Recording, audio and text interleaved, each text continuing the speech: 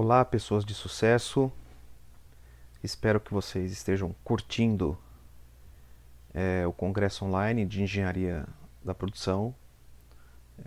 E esse quarto evento é um evento que traz muitas novidades na área da engenharia.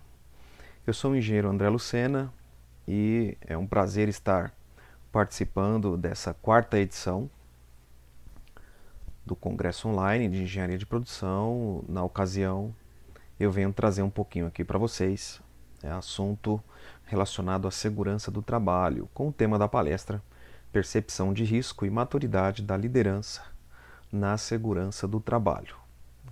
Antes da gente iniciar o conteúdo, eu gostaria de compartilhar com vocês a minha formação acadêmica e a minha experiência profissional. Em ordem cronológica, eu sou técnico em projetos na Escola Senai. Minha graduação é em Engenharia Mecânica com ênfase em controle e automação. Sou especialista em Engenharia da Produção. Possuo MBA em Gestão Empresarial. Sou engenheiro de Segurança do Trabalho. Sou coach integral sistêmico pela Federação Brasileira de Coach Integral Sistêmico. Sou mestre em Engenharia Mecânica pela Universidade de Taubaté e o meu projeto de pesquisa foi utilizado a metodologia Lean. Sou especialista em gestão pública pela Unifesp e atualmente estudo especialização em gestão de pessoas no Centro Universitário INIAC. Minha experiência empresarial na indústria, eu segui muito tempo na gestão de planejamento e operações e serviços, no segmento siderúrgico, metalúrgico e automotivo. Atualmente eu exerço minhas funções na área de consultoria e na área acadêmica. Então, eu sou consultor na área de produtividade, inovação e logística empresarial. Sou perito na área de segurança do trabalho, palestrante, sou escritor, professor de logística empresarial, gestão da produção e operações, desenvolvimento de produto, qualidade, entre outras disciplinas voltadas à gestão, negócios, engenharia e tecnologia. Então é um prazer estar aqui novamente no CONEP. Já tive a oportunidade de palestrar nas outras 3 edições do CONEP, inclusive a terceira edição ministrando o minicurso em Excel, no Congresso Nacional de Tecnologias Aplicadas à Logística, no Congresso Online Nacional de Produtividade Extreme e o primeiro Congresso Nacional Online de Engenharia e Liderança, o Congrengel. Então é uma satisfação novamente estar aqui com vocês. Esses são os meus contatos, o lugar para a gente estreitar os nossos relacionamentos. Estou deixando aqui meu currículo Lattes e a minha página pessoal. Vamos lá? A área da engenharia de produção, por sua vez, compõe aí as 10 grandes áreas: operações e processos, logística, pesquisa operacional, a engenharia da qualidade, engenharia de produto, a engenharia organizacional, a engenharia econômica, a engenharia do trabalho ou segurança do trabalho, a área de sustentabilidade e a educação, a engenharia da produção. Então, a minha missão aqui junto com vocês é falar um pouquinho sobre percepção de risco e maturidade da liderança na gestão da segurança do trabalho. Então é mais um conceito que ao final da palestra vai fazer com que a gente reflita um pouco mais sobre nossas ações e o que essas ações interferem ao nosso convívio social. Mudar é difícil, mas é possível. O Paulo Freire já disse isso há muitos anos. Eu complemento essa grande frase dele com é possível e é preciso. Então, o mundo ele passa por constantes transformações exponenciais. A informação hoje ela percorre em uma velocidade exponencial que, de modo a gente pensa que o dia acabou muito rápido e não deu tempo, a sensação que a gente tem é que não deu tempo de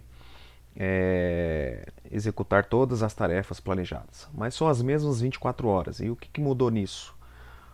Mudou a velocidade da informação. Então estamos vivendo em um mundo global e exponencial, e a tomada de decisão ela tem que ser mais rápida. Segurança do trabalho não é diferente disso. As estatísticas dizem que muitos acidentes ocorrem ainda aqui no Brasil e muita coisa precisa ser feita. Nós somos uma ciência exata, o ser humano é uma ciência exata. Nós da engenharia de produção não temos que se basear apenas em matemática. O ponto central da engenharia de produção é a tomada de decisão assertiva, é a inteligência emocional, é reconhecer os nossos próprios erros para que a gente tome uma decisão mais assertiva. Não é apenas chegar no resultado, e sim o que fazer com aquele resultado. Então não somos uma ciência exata. O comportamento emocional, muito relacionado à nossa inteligência emocional, ele é muito mais importante nos tempos atuais do que simples cumprir uma meta, simplesmente cumprir um objetivo. Mas como que aquela meta ela foi cumprida? Qual foi o esforço necessário? Para isso, a gente precisa fazer uma autoavaliação. Eu tenho empatia? Eu sou uma pessoa empática? Eu tenho ética, eu tenho motivação, eu tenho ação sobre as pessoas que estão ao meu convívio?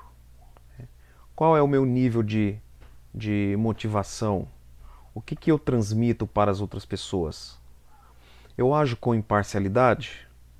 É um processo, uma missão, melhor dizendo, ela tem mais êxito quando nós agimos com imparcialidade. Eu preciso ser mais flexível.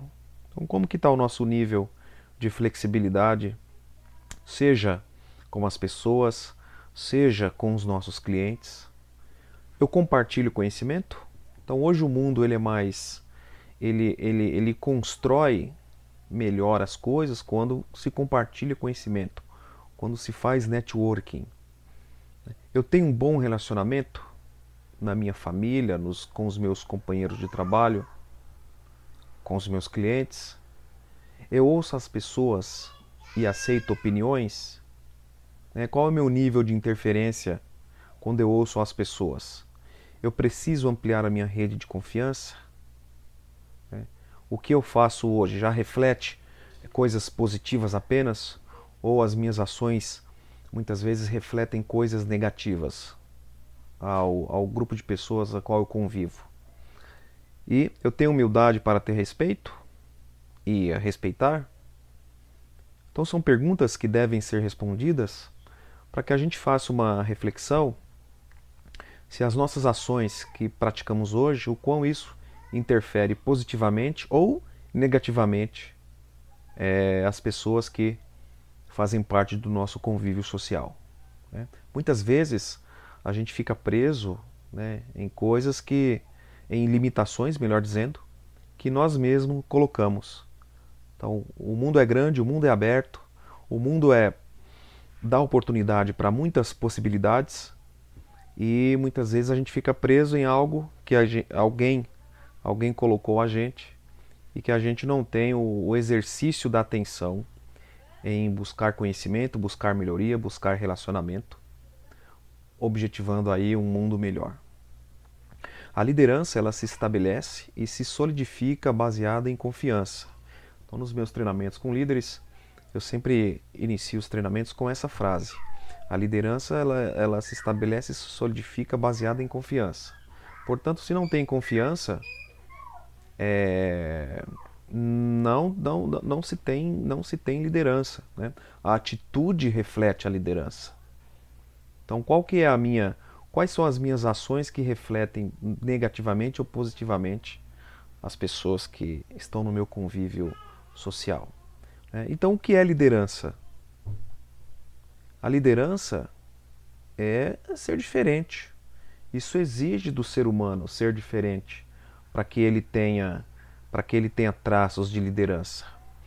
A liderança é sair na frente? Sim, a liderança é sair na frente antecipando problemas.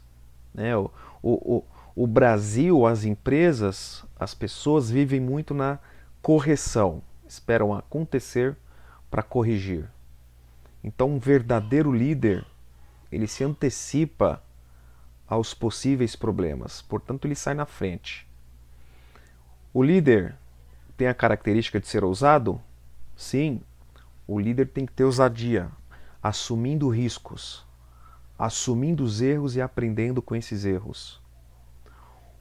O líder, ele salta na frente do que outras pessoas, sim, e talvez aí o grande risco, talvez uma grande particularidade do líder é assumir riscos, né? É ir para frente, é ter foco.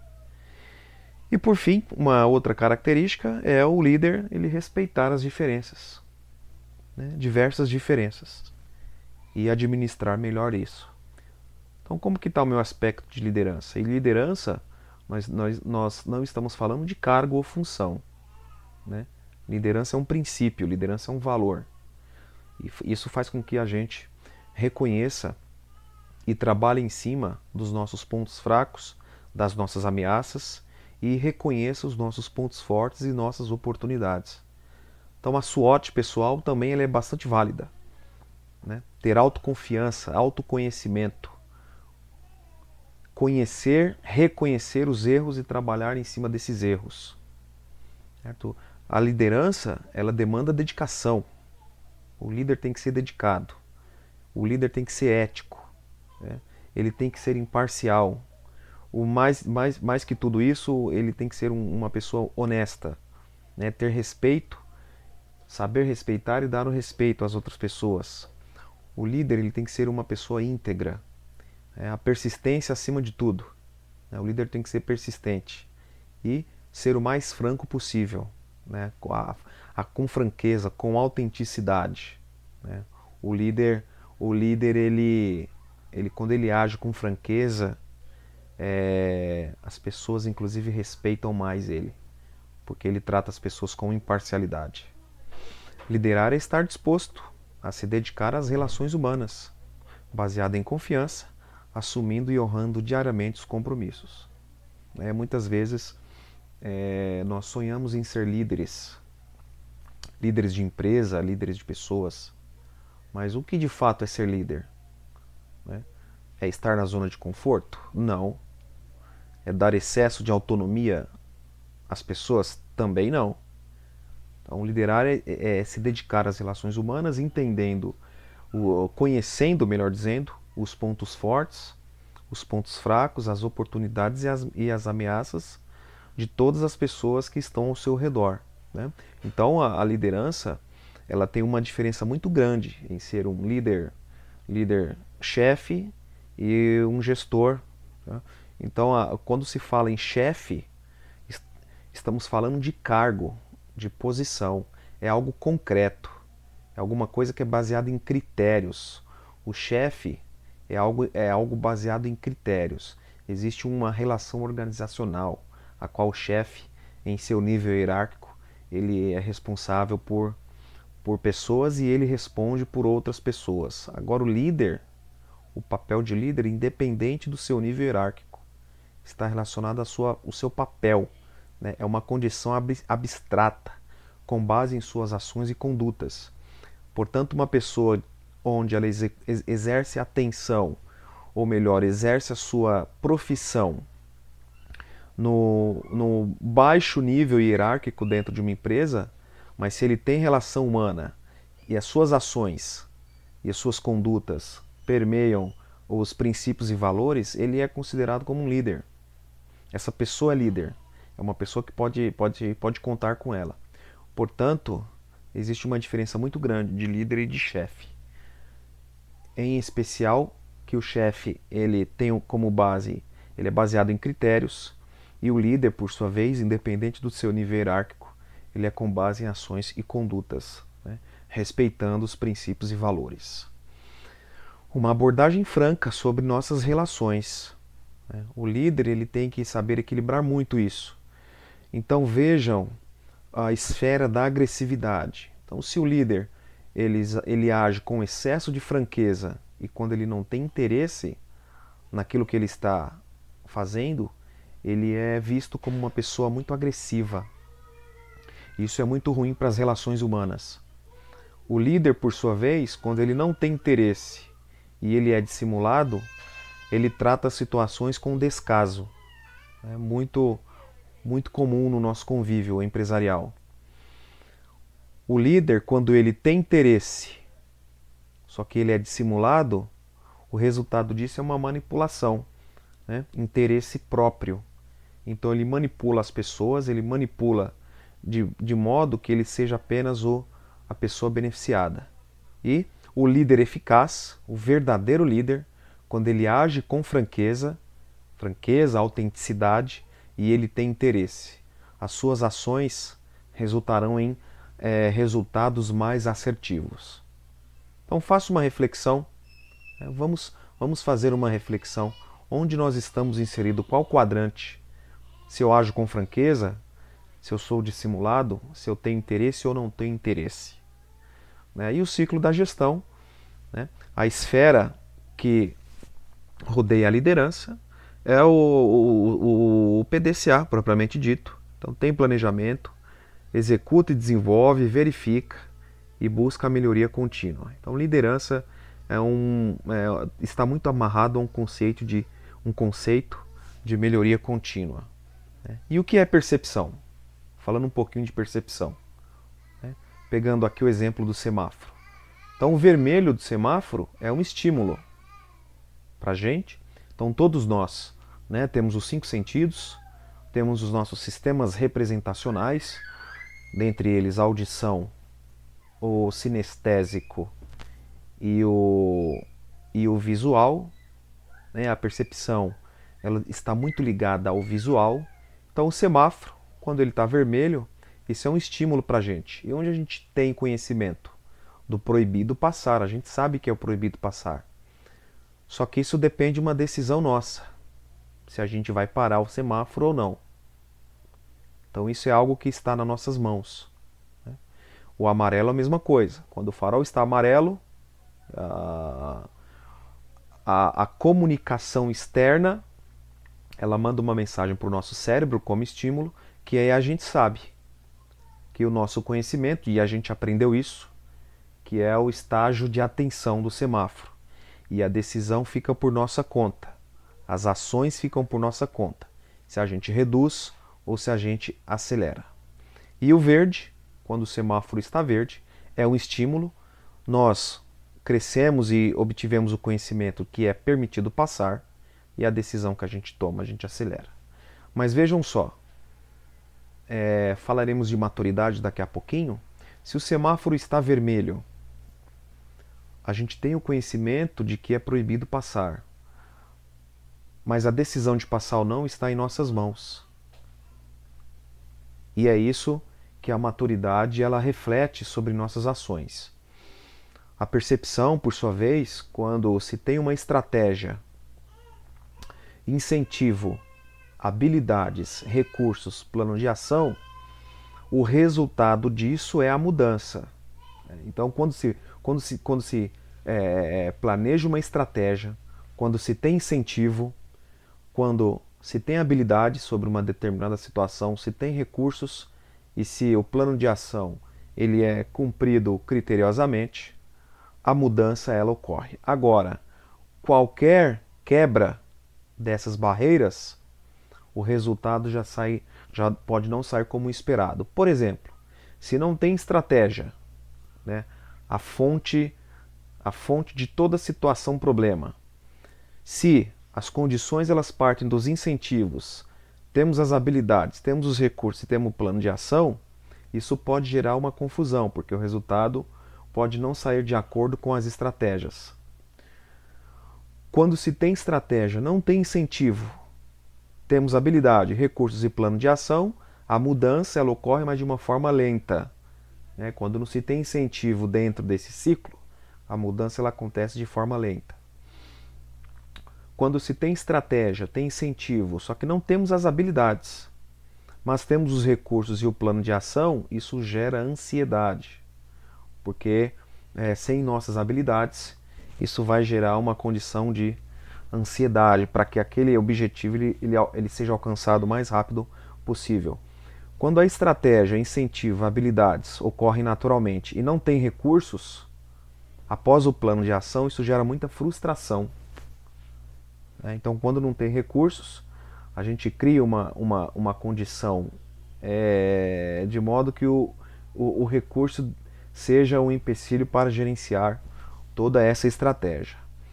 E por fim, quando se tem estratégia, tem incentivo, tem habilidade, tem recurso, só que não tem um plano de ação, a situação ela começa errada. Então, o que nós estamos fazendo de errado? O que nós estamos fazendo de certo? Temos de fato estratégias definidas? Temos incentivos? Independente de onde que vem esse incentivo? As habilidades são suficientes? Os recursos são suficientes? E o plano de ação ele está sendo cumprido rigorosamente? Então, em que estágio a gente se encontra? O que a gente pode melhorar? E quando se fala em percepção, a gente cai numa condição de crenças limitantes, como por exemplo, rotina é sempre igual, não é isso? Então o nadador aí, ele nunca teve problema de mergulhar ali a sua prancha no mar. Só que o risco ele acontece, né? Então quando a gente cai na rotina e crenças limitantes impedem da gente enxergar novos horizontes, isso pode ser perigoso. Outra crença limitante, sempre foi feito assim. Quem nunca ouviu isso dentro de uma empresa, dentro de uma sala de aula, dentro dentro dos nossos próprios lares? Então veja uma situação de que uma crença limitante refletindo, dizendo a seguinte observação: olha, sempre foi feito dessa maneira. Então veja um risco que esses trabalhadores eles passam. O excesso de confiança, uma outra crença limitante que deve ser trabalhada dentro de nós. O excesso de confiança, o excesso de autonomia. Tem que tomar muito cuidado com isso, porque isso pode trazer consequências desastrosas. E aí estamos falando sobre a esfera da segurança do trabalho. Não apenas verificar se o trabalhador está cumprindo um procedimento de trabalho. E, na verdade, além de cumprir o procedimento, o que sobrepõe o cumprimento do procedimento é como ele está executando essa atividade. Isso também é importante, porque cumprir o procedimento, se ele cumpre aquilo que está escrito, será que de fato o que está escrito está trazendo de fato segurança para ele? Então a reflexão, a quebra nesse sentido é se ele está cumprindo o procedimento e como ele está cumprindo o procedimento. Trabalhar em um ambiente desorganizado, um ambiente muito propício a acidente. É muito propício. E uma outra crença é descuidar de pequenos detalhes. Então olha só o risco que esse ser humano ali que está em pé, sem EPI apropriado, ele corre. Outra crença limitante que a gente se depara no nosso dia a dia é se é comum ou é normal. Situações que nós somos permissíveis e que falamos, olha, isso é normal. Não, isso não é normal, isso é comum. Então vejam determinadas situações. Isso é comum ou é normal? Não, eu passo aqui todo dia, eu vejo isso é normal. Não, isso não é normal. Isso pode trazer um acidente desastroso. Uma outra condição, um outro ato inseguro, totalmente propício a uma ocorrência gravíssima. Mais um outro ato inseguro. Um outro ato inseguro aqui. Se a gente perceber bem, existe mais que um ato inseguro. Uma outra observação. Então, quando a gente se depara numa situação dessa e somos permissíveis, nós nos deparamos da seguinte frase: não, isso aí é normal. Não, isso não pode ser normal. Isso é comum. O que é normal é nós não sermos permissíveis. Uma outra situação, um outro ato inseguro, totalmente impróprio, um outro ato inseguro e mais um aqui. E aí cai naquela condição, né? Sempre foi feito dessa maneira. Temos uma figura, uma operação logística. Existe algo errado nessa fotografia, nessa operação logística? Temos pelo menos aí 7 a 8 erros.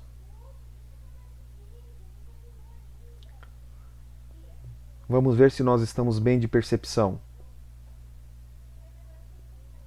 Existe algo errado nessa figura? Uma operação muito comum dentro das empresas que muitas vezes passa batido. Por quê? Porque a preocupação nossa é que o carregamento ele seja feito o mais rápido possível, né? Que o nosso tempo de permanência de veículos dentro das empresas seja com o menor tempo possível. Só que isso nos impossibilita ter preocupação sob a ótica da segurança do trabalho, né? Então ele pode estar cumprindo o procedimento, mas como ele está cumprindo o procedimento? Então essa fotografia ela destaca aí alguns desvios encontrados, né? Peças jogadas aqui no chão, funcionário sem capacete, bem atrás aqui dessa peça grande, uma peça aqui sem nenhuma condição de segurança, uma outra condição aqui, uma armazenagem aqui em cima do caminhão incorreta, um funcionário aqui sem EPIs e conversando no celular, condições desorganizadas, esse funcionário aqui também falando ao celular e sem EPI, sem capacete. Então, o que é comum e o que é normal? Não é isso, pessoal? Então, assim, isso é normal, isso são situações normais que passam batido no nosso dia a dia, né? E ninguém quer ver um pai de família afastado ou algo mais grave quando nós somos permissíveis, né? E a permissividade, a gente tem uma melhor permissividade quando exercitamos a nossa percepção. Então essa é uma figura clássica da psicologia da Gestalt sobre percepção, 5 sentidos e sistemas representacionais. Então uma figura com duplo sentido. Essa aqui, por exemplo, né, se a gente fixa os olhos nesse pontinho escuro no centro, a gente verifica que os círculos externos eles se movimentam. Faça um teste. Então isso são exercícios que fazem com que a gente melhore nossa percepção. Uma outra fotografia interessante, né? Quem é que está deitado no sofá? O moço ou a moça ou o rapaz? Uma outra figura interessante, quando a gente fixa os nossos olhos nessa cruz central, os pontos rosas do círculo externo eles desaparecem. Isso são formas de reflexão que estimulam a nossa percepção no ambiente de trabalho, né? Será que eu estou preocupado apenas com o que o meu colega de trabalho, com o que o meu funcionário está cumprindo o procedimento conforme está escrito? Ou como ele está cumprindo esse procedimento? As empresas implantam programas de auditorias de procedimento enfatizando os riscos e os perigos. Novamente, sobrepondo aí o cumprimento de procedimento, né? Como que ele está executando essa atividade. A outra figurinha clássica também, com duplo sentido, e uma figura também que estimula a nossa percepção. Então, ao balançar dos olhos, a figura ela aparenta estar em movimento. Essa figura também, né, utilizada aí em treinamentos comportamentais, uma figura de duplo sentido. E essa última figura, ela nos faz tentar encontrar aí o propósito dessa figura é tentar encontrar o máximo de animais possíveis. Então a psicologia da Gestalt ela atua muito no estímulo à percepção. Quando falamos em maturidade, a empresa Dupont, ela é uma empresa referência em segurança do trabalho. E essa curva, esse gráfico, muito conhecido como curva de Bradley, ele define 4 estágios da maturidade. Então, a maturidade de instintos naturais, né? uma proposta reativa aqui. O segundo estágio de supervisão, que é o nível dependente. O terceiro estágio, que você controla a si mesmo, é um estágio independente. E o quarto e último estágio, estágio em equipe, um estágio interdependente. Então, o reativo é o estágio relacionado à segurança por instintos naturais. Não é isso? Falta de envolvimento gerencial. Quando eu utilizo o exemplo do semáforo, nós fazemos a seguinte reflexão. Espera aí, eu sou reativo. Eu sei que o semáforo vermelho, eu recebo o estímulo, eu tenho conhecimento que é para parar ao semáforo, só que eu não paro no semáforo. Então é um instinto natural. É muito difícil de ser gerenciado. Eu sei que o cinto de segurança ele pode salvar as vidas em um acidente, mas eu não utilizo o cinto de segurança. Então isso é um instinto natural meu. O segundo estágio, por sua vez, é o estágio de supervisão, estágio dependente. Então é um grande esforço das empresas, né, que já fizeram esse levantamento, empresas brasileiras eu digo, sobre estágios da maturidade, que muitas empresas têm aqui os seus funcionários no segundo estágio, estágio dependente. Então olha só, eu só paro no semáforo vermelho,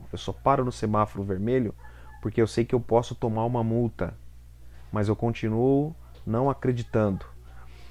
Eu uso o cinto de segurança, porque se eu não usar o cinto de segurança, eu levo uma multa, mas eu continuo não acreditando que o cinto de segurança pode salvar vidas. Eu cumpro um procedimento dentro da empresa, eu utilizo um EPI dentro da empresa para que eu não seja punido, mas eu continuo não acreditando, eu uso um EPI por obrigação. Então, o segundo estágio da maturidade é um estágio a qual muitas empresas que já fizeram esse tipo de levantamento, seus funcionários encontram-se nesse estágio. É um estágio de muita dificuldade para a mudança. O terceiro estágio é o estágio independente. O funcionário ele se preocupa com ele não depende de supervisor, ele não depende de multas, ele não depende de punições para executar as suas atividades. Ele tem compromisso, um compromisso pessoal. Se eu paro no semáforo vermelho, eu sei e pratico que o semáforo vermelho pode, que quem para no semáforo vermelho pode evitar acidentes. Eu acredito que o cinto de segurança ele pode sim salvar vidas. Portanto, eu só dirijo o meu veículo com o cinto de segurança fixado no meu corpo. E o quarto e último estágio, que é o estágio que sobrepõe os outros, é o estágio interdependente. Então eu se preocupo comigo e se preocupo com a minha equipe. Muitas empresas adotam um padrinho ou padrinhos para os novos funcionários. E nos treinamentos nós temos enfatizado bastante isso, a importância do trabalho em equipe, já que o propósito é um só. Então eu acredito que é possível, eu uso o cinto de segurança, eu só saio com o meu carro quando eu estou com o cinto de segurança e quando os passageiros estão com o cinto de segurança. Você também tem essa atitude? Você dirige o seu veículo e você se preocupa apenas quando você está com o cinto de segurança e não os passageiros do seu carro?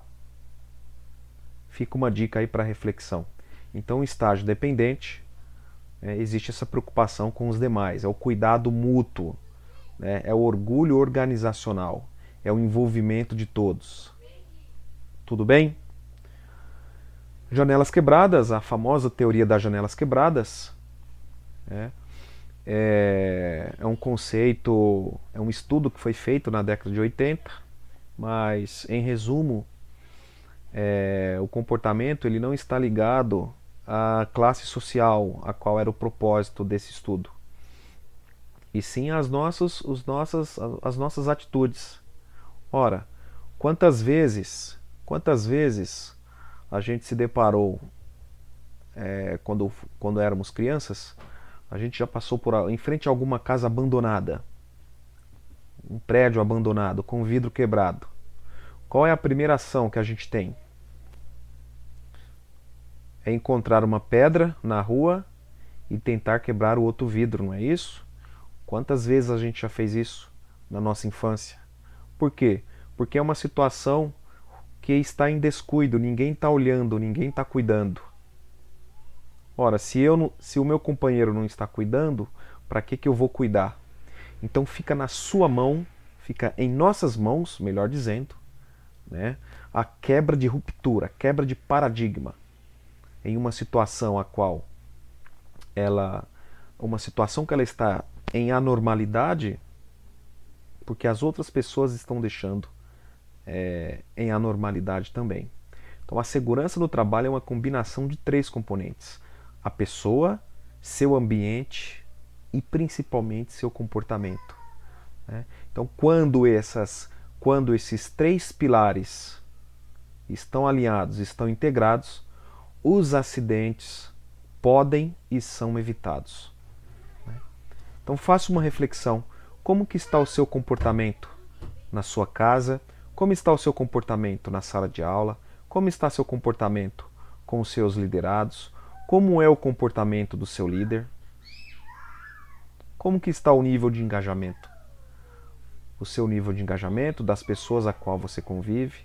O que você reflete? O que as suas ações refletem às pessoas que você convive? Ou você também, quando encontra um vidro quebrado, você pega uma pedra e tenta quebrar outro vidro? A mudança está em suas mãos. Finalizando esse evento, eu deixo um kit de motivação para você. Aceite com carinho.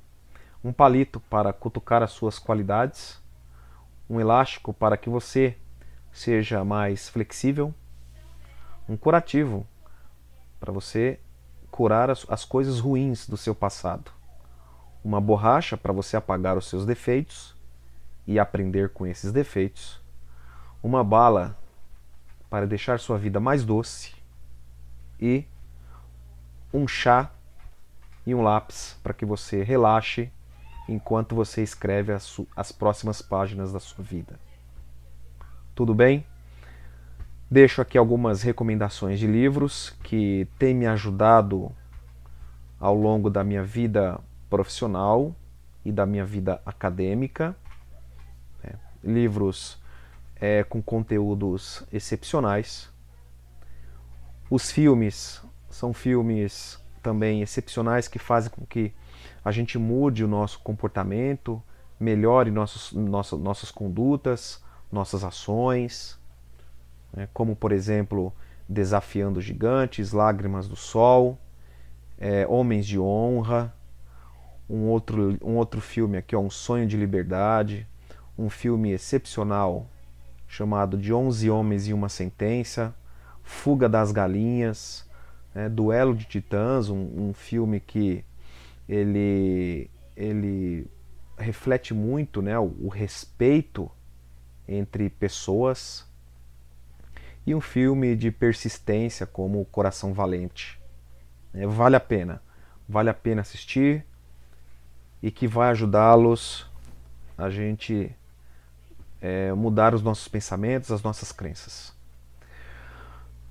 E por fim, eu deixo minha frase aqui final em toda oportunidade que eu posso. Então, o fracasso é um caminho necessário para que você se corrija e atinja o sucesso com prazer. Um forte abraço, espero encontrar vocês em uma próxima oportunidade.